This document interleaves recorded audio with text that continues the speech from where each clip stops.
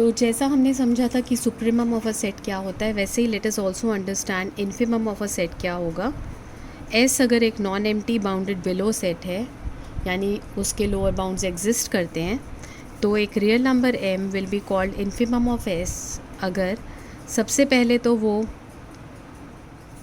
Lower bound है S का, यानी सारे एलिमेंट्स ऑफ एस से वो छोटा है, और दूसरे M is the greatest lower bound. Greatest lower bound का मतलब अगर कोई नंबर u m से बड़ा है तो u then u is not a lower bound of s। If it is not a lower bound of s यानी कोई एलिमेंट s का ऐसा है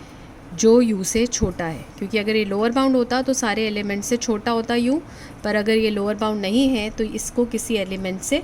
बड़ा होना पड़ेगा। So for some s in s, s will be less than u, that is अगर कोई नंबर m से बड़ा है तो वो लोअर बाउंड नहीं है, और इसीलिए m is the greatest lower bound of s। इसी चीज़ को प्रूव करने का एक और तरीका है, जैसे कि हमने पिछले वीडियो में जो एग्जांपल लिया था उसी के लिए मैं ये वीडियो बना रही हूँ कि ग्रेटेस्ट लोअर बाउंड दिखाने के लिए एक और तरीका ये है, हम कहेंगे मान लो कि u is another lower bound,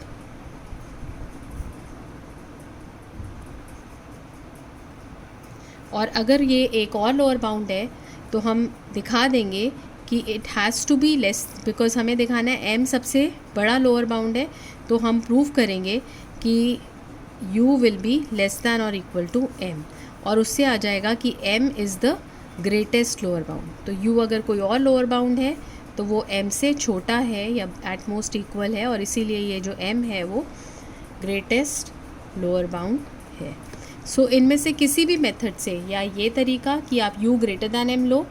और दिखाओ कि वो लोअर बाउंड नहीं है, या किसी कोई और लोअर बाउंड लो और फिर दिखाओ वो less than equal to m है, दोनों ही मेथड्स से आप प्रूव कर सकते हो that m is the greatest lower bound of s।